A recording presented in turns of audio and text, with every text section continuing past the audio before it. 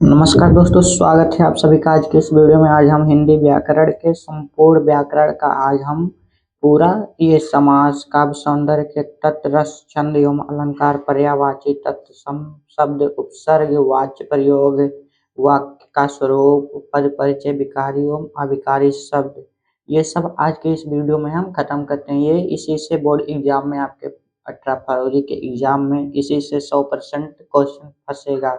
आज का ये वीडियो यदि अंत तक देख लेते हैं तो आपका 10 नंबर पक्का हो जाएगा। आज के इस वीडियो से 10 नंबर पक्का हो जाएगा। तो शुरू करते हैं। काव्य सौंदर्य के तत्व एवं रस, छंद, अलंकार। तो यहाँ पे देखते हैं रस, छंद, अलंकार। ये है काव्य सौंदर्य के तत्व, रस, छंद, अलंकार। यहाँ पे रस की परिभाषा है काव्य को पढ़ने, सुनने या उस पर आधारित अभिनय देखने से मन में जो आनंद प्राप्त होता है उसे रस कहते हैं। भरत मुनि के अनुसार विभाव, अनुभाव, योग और व्यभिचारी भाव के संयोग से रस की निष्पत्ति होती है। तो ये रस के स्थायी भाव हैं। और ये बता देता हूँ आपको, यूपी बोर्ड सिलेबस के अनुसार आपको 2 ही रस पढ़ने हैं, हास्य रस और करुण रस। तो यहाँ पे हास्य रस देखते हैं। हास्य रस किसी पदार्थ या व्यक्ति की आकृति, वेशभूषा, चेष्टा आदि को देखकर सहृदय में जो विनोद भाव जागृत होता है उसे हास्य रस कहा जाता है। यह हास्य जब विभाव, अनुभाव तथा संचारी भाव से पुष्ट हो जाता है तो उसे हास्य रस कहते हैं। उदाहरण: गोपियाँ कृष्ण को बाला बना, वृष भावन के भव चली मुस्काती, वहाँ उनको निज सजनी बता। तो और यहाँ पे इसी प्रकार यहाँ पे इसका और ये दिया है उदाहरण। तो ये यहाँ पे और उदाहरण दिया, ये आप लोग स्वयं देखेंगे। और यहाँ पे इसका करुण रस का परिभाषा बताता हूँ। जब प्रिय व्यक्ति या मनचाही वस्तु के नष्ट होने या उसका कोई अनिष्ट होने पर हृदय शोक से भर जाता है तब करुण रस जागृत होता है। जब कहीं शोक का भाव उत्पन्न होता है तो वहाँ पे करुण रस होता है। इसे विभाव, अनुभाव व संचारी भाव के मेल में शोक अस्थायी भाव का जन्म होता है। मेरे हृदय के हर्ष हा, अभिमन्यु अब तू कहाँ, ये इसका उदाहरण है। तो यहाँ पे हम बहुविकल्पी प्रश्न देखते हैं। तो यहाँ पे रस सिद्धांत के आदि प्रवर्तक कौन है? तो रस सिद्धांत के आदि प्रवर्तक भरत मुनि हैं। ये क्वेश्चन आप लोग जरूर तैयार करिएगा दोस्तों, क्योंकि आपके बोर्ड परीक्षा में यही क्वेश्चन आएगा। आचार्य भरत ने कितने रसों का उल्लेख किया है? तो यहाँ पे उन्होंने 8 रसों का उल्लेख किया है। और काव्य शास्त्र में हास्य के कितने भेद माने गए हैं? तो इनके 6 भेद माने गए हैं। और चौथा नंबर क्वेश्चन है, काव्य शास्त्र के अनुसार रसों की संख्या है? तो रसों की संख्या काव्य शास्त्र के अनुसार 9 है। और संचारी भाव की संख्या है, संचारी भाव की संख्या 33 है। और भक्ति रस की स्थापना किसने की? तो भक्ति रस की स्थापना की थी ये रूप गोस्वामी ने। और अगला है क्वेश्चन नंबर 7 है, कौन सा संचारी भाव करुण रस का नहीं है? तो ये है औतस्युक, ये संचारी भाव का नहीं है। रस का नाम बताइए। यहाँ पे उदाहरण दे दिया है, आप लोगों से कुछ भी पूछ सकता है, इसी प्रकार आप लोग तैयार करेंगे। जटापंख बिनु खग अति दीना, मन बिनु फन करीब कर हीना, अस मम जीवन बंधु बिन तो ही, जो जड़ देव जियाह माही। तो यहाँ पे ये करुण रस होगा, क्योंकि यहाँ शोक भाव उत्पन्न हो रहा है। रस का नाम बताइए। तो यहाँ पे विंध्य के बासी उदासी, तपोव्रधारी महाबिनु नारी बुखारे, गोमती तरी तुलसी सो कथा, सुनि वे मुनि वृद्ध सुखारे, किन्हीं बलि रघुनायक कुज, करुणा कर कानन को पग उधारे। तो यहाँ पे हास्य रस होगा। और करुण रस का स्थायी भाव होता है शोक। और हास्य रस का स्थायी भाव होता है हास्य। और नाना वाहन नाना वेशा, वेसे शिव समाज निज देखा, कहूँ मुहीन विपुल मुख कहूँ, बिनु पद कर को बहु बाहू। उपयुक्त पंक्ति में कौन सा अलंकार है? तो यहाँ पे हास्य है, हास्य रस है। कौन सा रस है? तो यहाँ पे हास्य रस है। और हाँ रघुनंदन प्रेम परीते, तुम बिन जिए बहुत दिन बीते। उपयुक्त पंक्ति में कौन सा रस है? तो यहाँ पे करुण रस है। और रस के कितने अंग होते हैं? तो रस के होते हैं 4 अंग। और हाथी जैसी देह, गैंडे जैसी चाल, तरबूजे सी खोपड़ी, खरबूजे से गाल। उपयुक्त पंक्ति में कौन सा? तो यहाँ पे हास्य रस है। और इसी प्रकार अगला क्वेश्चन है, बिंद के वासी उदासी, तपो व्रतधारी, बहाविन नारी दुखारे। पंक्ति में कौन सा अलंकार है? तो यहाँ पे कौन सा रस है? तो यहाँ पे हास्य रस है। निर्वेद अस्थाई भाव है, तो ये शांत रस का स्थायी भाव है। और अगला क्वेश्चन है 18 नंबर,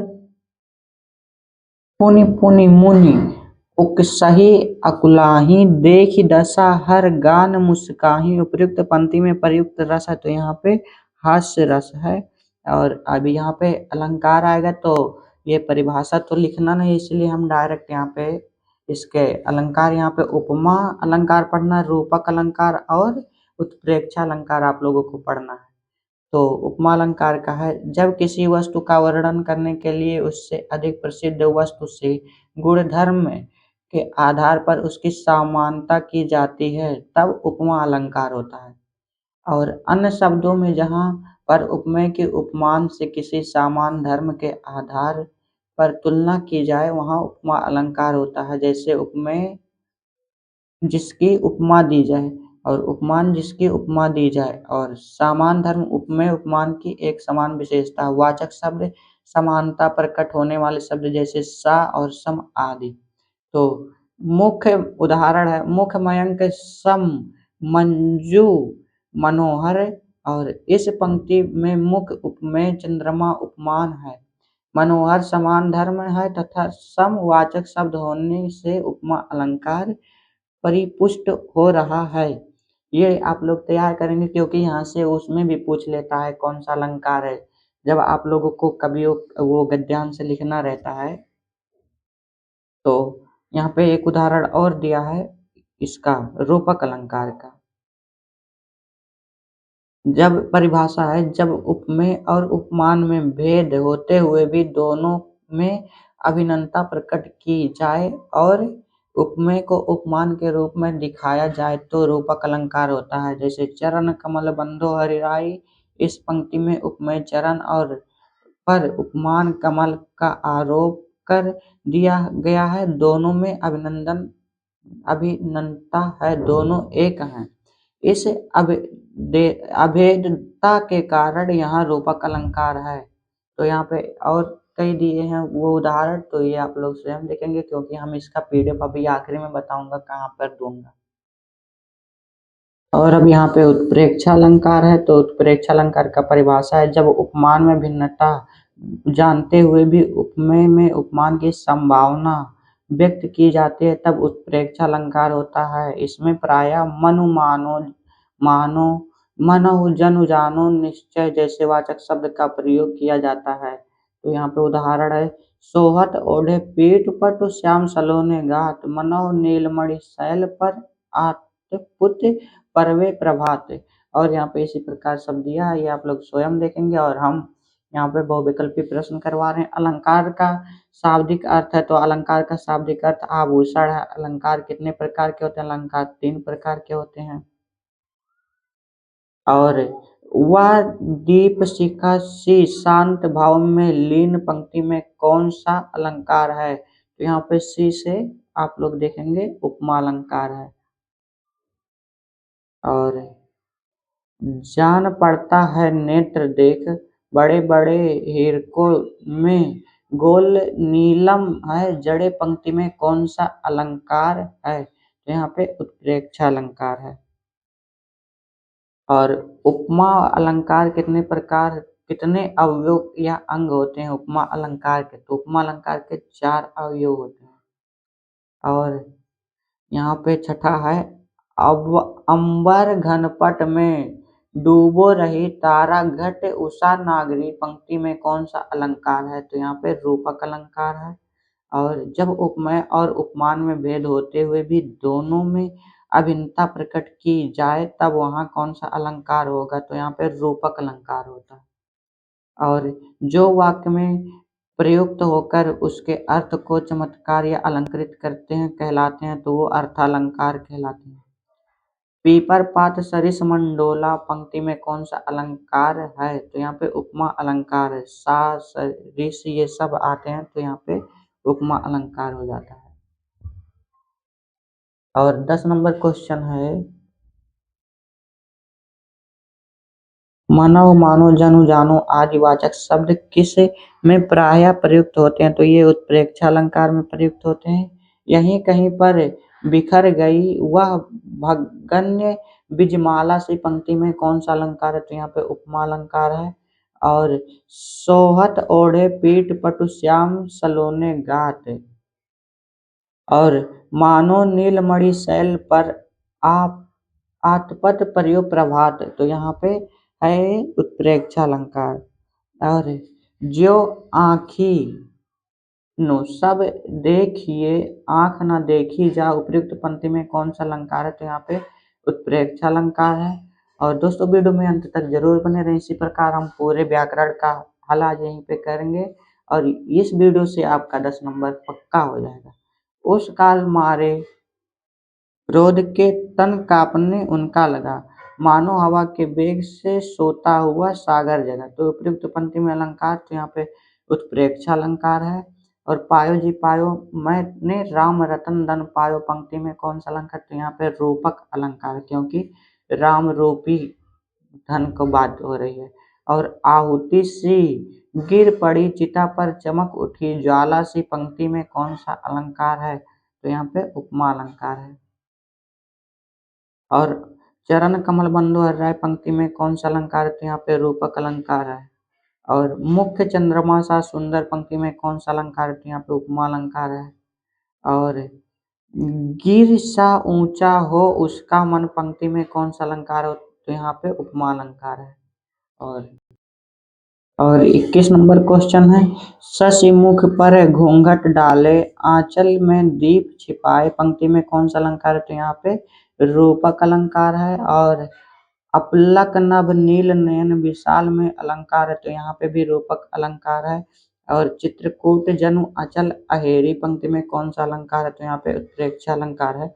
और अब आगे हम लोग छंद पे, तो ये छंद की परिभाषा है, तो ये परिभाषा आप लोग स्वयं देखेंगे। और छंद के भेद भी हैं, वार्णिक छंद, मात्रिक छंद और मुक्तक छंद। और यहाँ पे सोरठा है, सोरठा यहाँ पे दिया है और इसके भी कुछ परिभाषा है। और हम यहाँ पे OMR करवा रहे हैं, परिभाषा आप लोग स्वयं पढ़ेंगे। अभी हम इस वीडियो का PDF अभी हम अपने टेलीग्राम चैनल पे डाल देंगे, आप लोग इसको देख लेना और आज ही इसे तैयार कर लेना, क्योंकि बोर्ड एग्जाम कुछ ही दिन बचे हैं। तो हिंदी साहित्य में छंद शास्त्र की दृष्टि से पहली कृति कौन सी है? तो यहाँ पे छंदमाला है। और छंद को पढ़ते समय आने वाले विराम को क्या कहते हैं? तो इसे यति कहते हैं। और गणों की सही संख्या है, तो गणों की सही संख्या है 8। और 4 चरणों में समान मात्राओं वाले छंद को क्या कहते हैं? तो इसे सममात्रिक छंद कहते हैं। और छंद कितने प्रकार के होते हैं? तो छंद 3 प्रकार के होते हैं। और कोई भी छंद विभक्त रहता है और विभक्त रहता है तो उसे यति में और चरणों में भी विभक्त रहता है। और छंद में प्रयुक्त अक्षर को क्या कहा जाता है? तो छंद में प्रयुक्त अक्षर को वर्ण कहा जाता है। छंद शास्त्र में वर्ण है, तो छंद शास्त्र में 2 प्रकार के वर्ण होते हैं। और छंद शब्द का सर्वप्रथम उल्लेख किसमें मिलता है? तो ये ऋग्वेद में मिलता है। ये मोस्ट इम्पोर्टेंट क्वेश्चन है दोस्तों, इस बार आ सकता है। छंद का शाब्दिक अर्थ है, छंद का शाब्दिक अर्थ है बंधन। 11 नंबर है सोरठा छंद के कितने चरण होते हैं? तो सोरठा छंद के 4 चरण होते हैं और यह सम्मात्रिक छंद है, इसमें 4 चरण होते हैं और प्रत्येक चरण में 24-24 मात्रा होते हैं, 11 और 13 मात्राओं पर यदि होता है। यह लक्ष्मण यह लक्षण किस छंद का है? तो यह है रोला छंद का। और लिखकर लोहित लेख डूब गया दनमणि आह वेम सिंधु सखी देख तारक बुध बुध दे रहा। उपयुक्त पंक्ति में छंद है तो यहाँ पे है सोरठा छंद। और चौथा है रोला किस प्रकार का छंद है? तो रोला सम्मात्रिक छंद है। और रोला छंद में कुल कितने चरण होते हैं? रोला छंद में 4 चरण होते हैं। और रोला छंद के प्रत्येक चरण में कितनी मात्राएं होती है? तो रोला चरण छंद के प्रत्येक चरण में 24-24 मात्राएं होती है। और यहाँ पे 17 नंबर क्वेश्चन है सुन केवट के वैन प्रेम लपेट अपेट हसे करुणा एन चित्तड़ जानकी लखन तनु। उपयुक्त पंक्ति में कौन सा अलंकार है? तो यहाँ पे सोरठा अलंकार है। सोरठा छंद कौन सा छंद है? तो यहाँ पे सोरठा छंद है। सोरठा छंद के पहले एवं तीसरे चरण में कितनी मात्राएं होती हैं? तो यहाँ पे 11-11 मात्राएं होती है।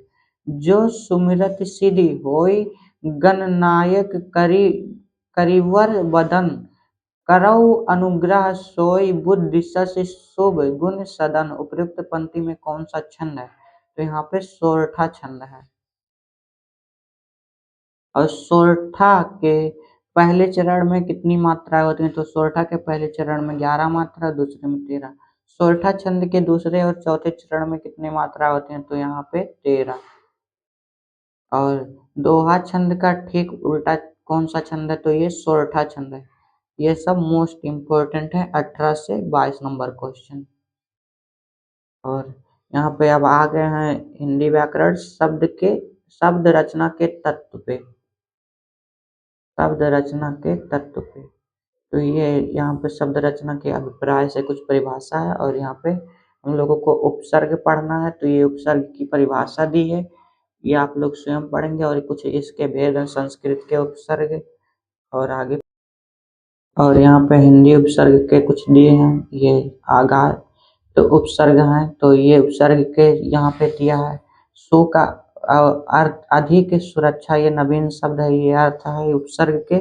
और ये आप लोग देखेंगे और हम यहाँ पे वैकल्पिक क्वेश्चन करवा रहे हैं जो जैसा बनेगा। उपसर्ग होते हैं तो उपसर्ग शब्दांश होते हैं और उपसर्ग को कहते हैं तो उपसर्ग को आदि प्रत्यय कहते हैं। उपसर्ग शब्द की व्युत्पत्ति है तो उप प्लस सर्ग से होता है और उपसर्ग के नहीं किए जा सकते हैं, उपसर्ग के सार्थक खंड नहीं किए जा सकते हैं। और उपसर्ग का प्रयोग कहाँ होता है? तो उपसर्ग का प्रयोग शब्द के आदि में होता है। और उत्कर्ष शब्द में उपसर्ग है तो उत्कर्ष शब्द में उपसर्ग है उत। और निष्कपट शब्द में उपसर्ग है तो निष्कपट उस शब्द में उस उपसर्ग है तो निस।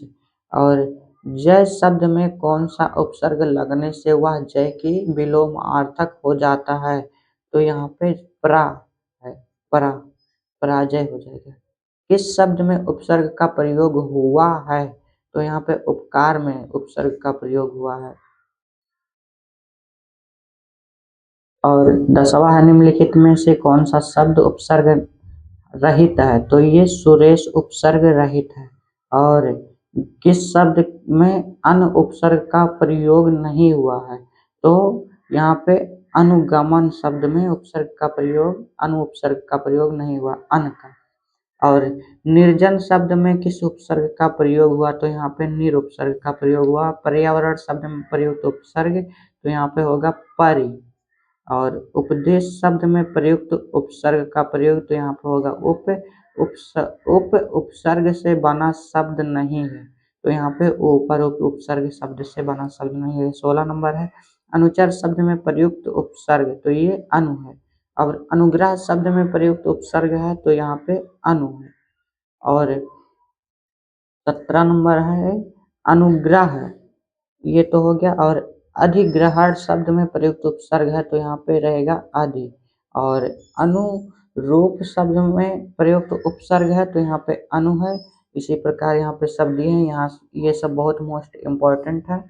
और 20 में है निर्देश शब्द का उपसर्ग है तो यहाँ पे निर है, और सुगम शब्द का उपसर्ग है तो यहाँ पे सु है, और अपव्यय शब्द में उपसर्ग जुड़ा है तो ये अप जुड़ा है। और निम्नलिखित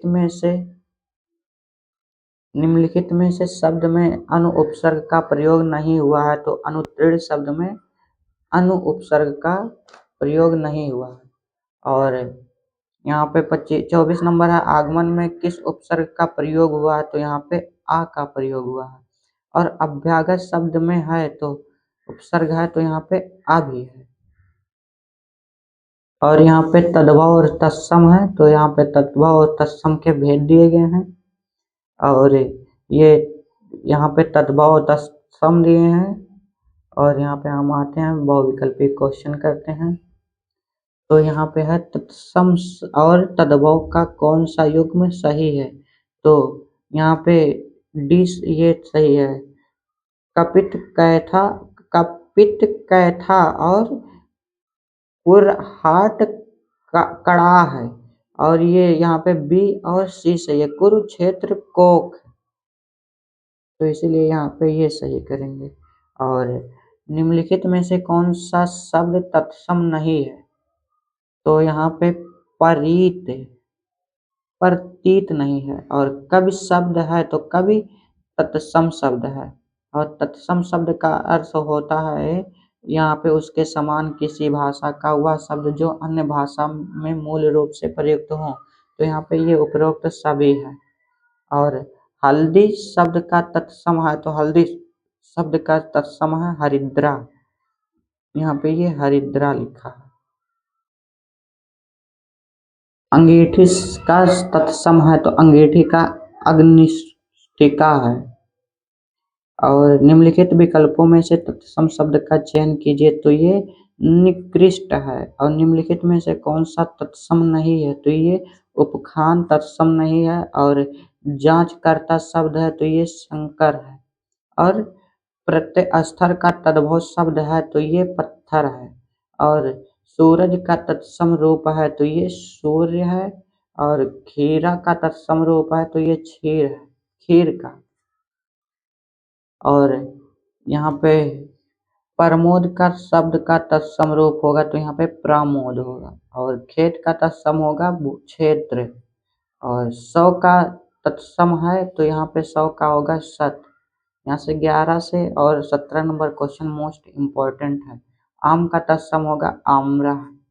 और 17 है, योगी शब्द का तद्भव शब्द होगा तो जोगी होगा। और अब यहाँ पे समास आता है, समास का ये परिभाषा दिया है। समास के भेद अथवा प्रकार दिए हैं आपको यूपी बोर्ड सिलेबस के अनुसार ही। ये द्वंद्व समास, द्विगु समास, कर्मधारय समास, बहुब्रीहि समास, ये 4 समास पढ़ना है। और आते हैं इनका क्वेश्चन करते हैं। समास के मुख्यतः कितने भेद होते हैं, तो समास के 6 भेद होते हैं। और जब प्रथम शब्द संख्यावाची और द्वितीय शब्द संज्ञा हो तो कौन सा समास होगा, तो यहाँ पे द्विगु समास होगा। और धान कोठी में कौन सा समास है, तो यहाँ पे तत्पुरुष। ये समास आपको नहीं पढ़ना, ये यहाँ पे दे दिया है लेकिन ये आपको नहीं पढ़ना। चरण कमल में समास है तो यहाँ पे कर्मधारय समास है। और द्विगु समास के उदाहरण चुनिए, तो ये सभी हैं पंचवटी है, नवरत्न है, चौमासा है, क्योंकि इसका पहला शब्द होता है संख्यावाची होता है। और यहाँ पे ये इसमें से ये सभी रहेगा। और महापुरुष में समास है तो यहाँ पे कर्मधारय समास है। और शताब्दी में समास है तो यहाँ पे होगा द्विगु समास।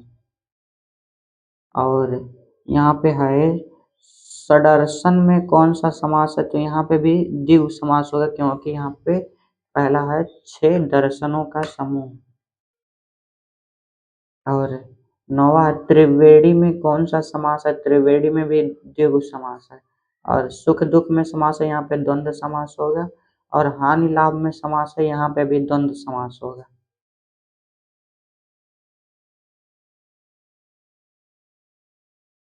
पंचवटी में कौन सा समास है? यहाँ पे द्विगु समास होगा। वेद पुराण में द्वंद्व समास होगा। तिरंगा में द्विगु समास होगा। और राम कृष्ण में यहाँ पे द्वंद्व समास होगा। और नील गाय में समास होगा तो यहाँ पे कर्मधारय समास होगा। और नवरत्न में समास होगा तो यहाँ पे द्विगु समास होगा। माता पिता में द्वंद्व समास होगा। नीलकंठ समस्त पद में प्रयुक्त समास है, यहाँ पे बहुब्रीहि समास होगा। और नीलांबर में कौन सा समास होगा? तो यहाँ पे कर्मधारय समास होगा। और नील कमल में समास है, यहाँ पे भी कर्मधारय समास। और अब यहाँ पे पर्यायवाची शब्द देखेंगे। पक्षी का पर्यायवाची है तो यहाँ पे खग है। और सूरज का पर्यायवाची सूर्य, रवि है, भानु, इसलिए यहाँ पे ये सभी होगा। दिवस का पर्यायवाची है ये वासर नहीं है, वासर है। और ये दिवा है, गिरी नहीं है, गिरी पर्वत का पर्यायवाची, इसलिए यहाँ पे होगा डी। ए और सी दोनों। निम्न में से नदी का पर्यायवाची है तो कुसुम नहीं है, तरिण है।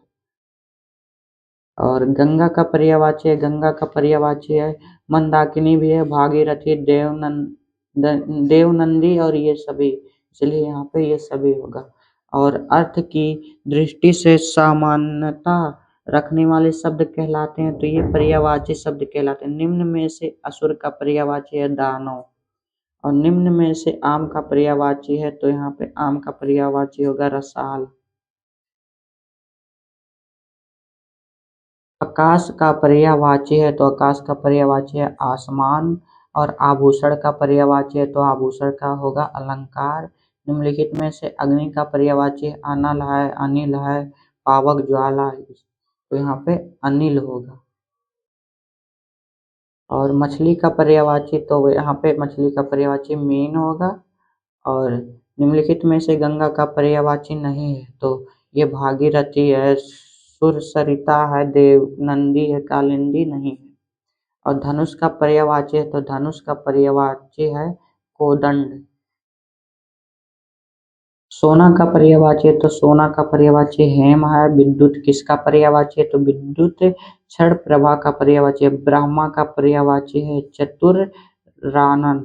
और विभा किसकी पर्यायवाची है? तो ये प्रकाश का पर्यायवाची है। समुद्र का पर्यायवाची है तो जलिद। और कुरंग किसका पर्यायवाची है? ये मृग का पर्यायवाची है। वायु, समीर और बयार ये सब हवा के पर्यायवाची हैं। और पृथ्वी का पर्यायवाची शब्द नहीं है तो ये प्रासून नहीं है। समुद्र शब्द का पर्यायवाची नहीं है तो ये महीपति नहीं है। और बादल का पर्यायवाची नहीं है तो ये जलद नहीं है।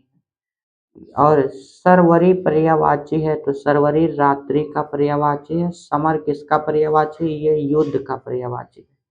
और वंती पर्यायवाची है तो ये स्त्री का पर्यायवाची है। और मरकट किसका पर्यायवाची? ये कपि का है। और आतंक पर्यायवाची नहीं है तो ये शांति। और ईर्ष्या का पर्यायवाची है तो ईर्ष्या का पर्यायवाची है द्वेष। यहाँ पे दिया है कर का पर्यायवाची नहीं है तो ये पग नहीं है। और अश्व का पर्यायवाची है तो अश्व का है। और झंडा का पर्यायवाची ध्वज है। झंडा का पर्यायवाची नहीं है तो ये वस्त्र नहीं है। निर्मल का पर्यायवाची है तो ये है शुद्ध। और यहाँ पे संस्कृत के सर्वनाम तथा शब्द रूप हैं तो ये भी 1 नंबर का बनता है। यहाँ पे आप लोगों को खाली तद और ईसुमत का पढ़ना है तो ये आप लोग तैयार करेंगे। और यहाँ पे बहुविकल्पी दिए हैं तो तद पुल्लिंग सर्वनाम शब्द की प्रथम विभक्ति का द्विवचन रूप है तो ये तव है। और तद स्त्रीलिंग सर्वनाम शब्द का सप्तमी विभक्ति का द्विवचन रूप है तो ये होगा तयो। और इसी प्रकार आप लोग इसे तैयार करेंगे। और अब यहाँ पे वाक्य स्वरूप, ये वाक्य स्वरूप की परिभाषाएं दी हैं, उसकी विशेषताएं हैं। अर्थ के आधार पर वाक्य के कितने भेद होते हैं? तो अर्थ के आधार पर वाक्य के 8 भेद होते हैं। यदि व्यायाम करोगे तो स्वस्थ रहोगे अर्थ के आधार पर वाक्य है तो ये संकेतवाचक वाक्य है। और जैसा करोगे वैसा भरोगे अर्थ की दृष्टि से वाक्य भेद क्या होगा? तो यहाँ पे होगा ये निषेधवाचक वाक्य होगा। उसने मेरी बात को सुनकर अनसुना कर दिया। वाक्य अर्थ की दृष्टि से है तो ये विधानवाचक वाक्य है। कितनी गहरी नदी है, ये वाक्य अर्थ की दृष्टि से किस वर्ग में आएगा, तो ये विस्मयवाचक वाक्य में आएगा। और शायद उन्हें मेरी बात बुरी लग गई होगी। वाक्य के अर्थ किसी दृष्टि से कौन सा भेद है, तो ये संदेहवाचक वाक्य है। और उसने मेरी ओर देखा भी नहीं, अर्थ की दृष्टि से वाक्य का रूप है तो ये निषेधवाचक वाक्य है। और ललहाटू एक नायलॉन की रस्सी लाया था, वाक्य अर्थ के आधार पर है तो ये विधानवाचक वाक्य है।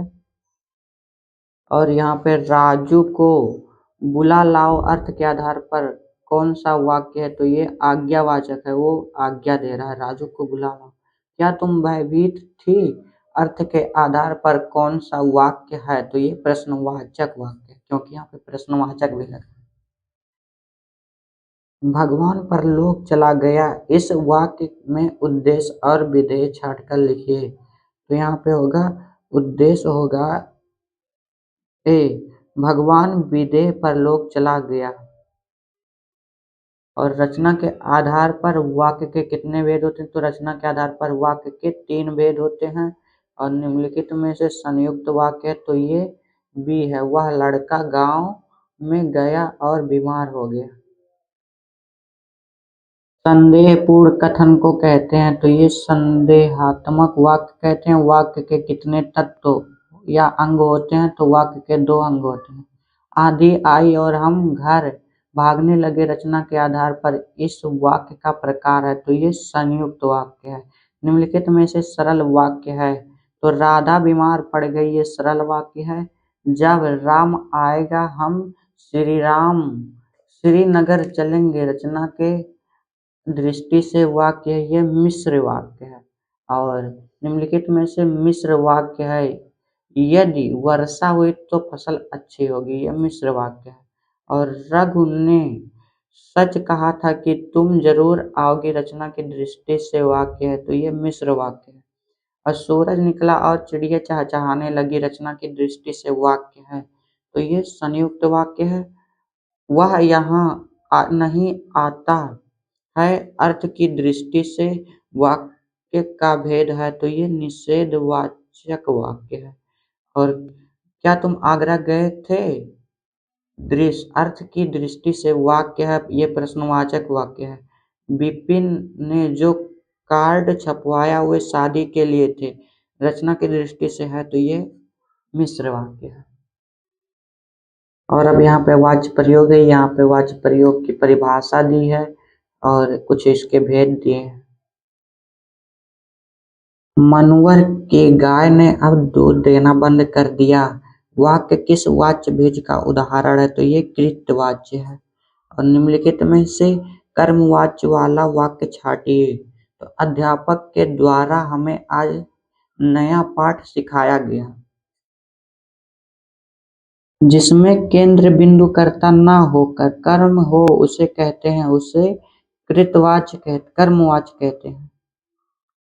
और पुलिस ने लाठीचार्ज किया, कर्मवाच्य में परिवर्तित किया तो ये होगा बी, पुलिस द्वारा लाठीचार्ज किया गया। और रघु से चला नहीं जाता, कृतवाच्य में प्रयुक्त होगा तो ये होगा रघु चल नहीं सकता, रघु चल नहीं सकता। और निम्नलिखित में से कौन सा कृतवाच्य का उदाहरण है, तो ये है चोर को मौके पर ही पुलिस ने पकड़ लिया। और उसके द्वारा दिन में चावल खाए जाते हैं, वाच्य का प्रकार बताइए, तो ये कर्मवाच्य है, कर्मवाच्य। और पक्षी बाग छोड़कर नीचे उड़े तो ये होगा बी, पंछियों से बाग छोड़कर उड़ा नहीं गया। और दीदी जी चल नहीं सकती, इसका भाववाच्य होगा, तो यहाँ पे दादी जी चल नहीं सकती, इसका भाववाच्य होगा तो यहाँ पे होगा दादी जी से चला नहीं जा सकता।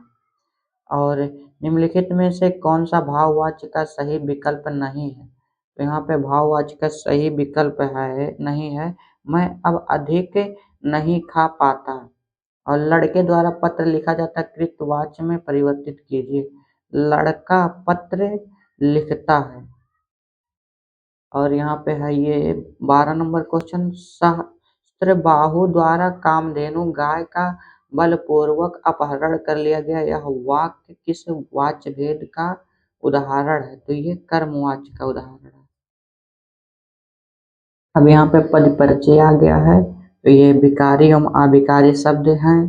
तो यहाँ पे इसका कुछ परिचय, परिभाषा और विभाषा दिया है, ये आप लोग देखेंगे स्वयं। बाजार से कुछ सामान ले आओ, तो ये होगा बी। अनिश्चितवाचक सर्वनाम पुल्लिंग अनिश्चा परिणामवाचक विशेष विशेष्य समान। और मैं तेज चलता हूँ वाक्य में तेज का पद परिचय होगा, तो ये होगा रीतिवाचक क्रिया विशेषण क्रिया, चलता हूँ की विशेषता। हुसैन आज दिल्ली जाएगा, तो ये होगा व्यक्तिवाचक संज्ञा पुल्लिंग एक वचन कर्ता कारक। और चौथा है यह घड़ी मेरे छोटे भाई की है, वाक्य में रेखांकित पद है, ये छोटा, तो छोटा होगा गुणवाचक विशेषण। और विकारी पद होते हैं तो ये परिवर्तनीय होते हैं, अपरिवर्तनीय, तो ये यहाँ पे होता है परिवर्तनीय। और इनमें से विकारी पद हैं, तो इनमें से अच्छा विकारी पद है, यहाँ पे अच्छा दिया है।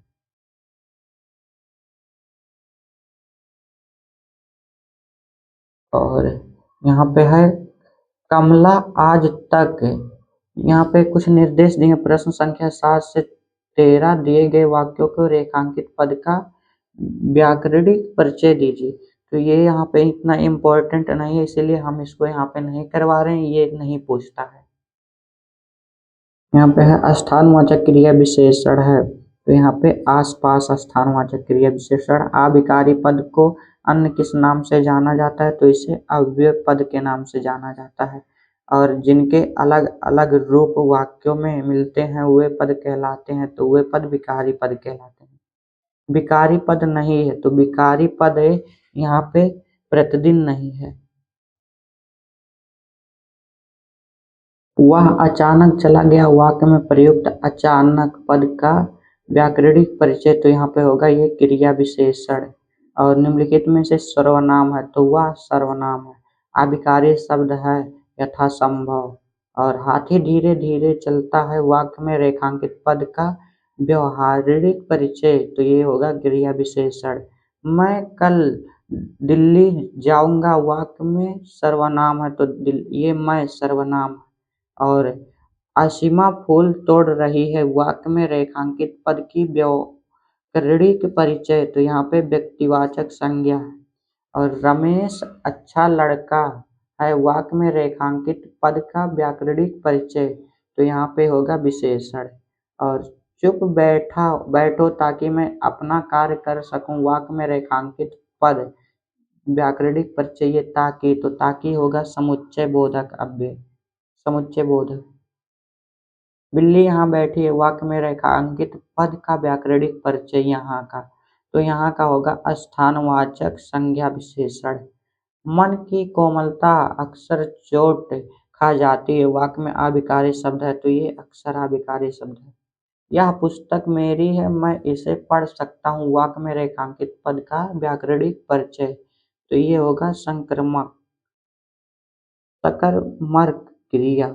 और स्थानवाचक क्रिया विशेषण नहीं है, तो स्थानवाचक क्रिया विशेषण तेज नहीं। और क्योंकि शब्द है, तो ये होगा अविकारी शब्द। और इसी प्रकार वीडियो का अंत होता है। यदि वीडियो पसंद आई हो तो लाइक कीजिए और अपने दोस्तों के पास शेयर करिए। और अगला टॉपिक बताइए, अगला हम इसी प्रकार और गद्यांश पद्यांश का वो लेकर आ रहे हैं वीडियो, फुल वीडियो, तो उसमें आप लोग जरूर बने रहें और वीडियो को लाइक करें और शेयर करें और कमेंट करें। जय हिंद।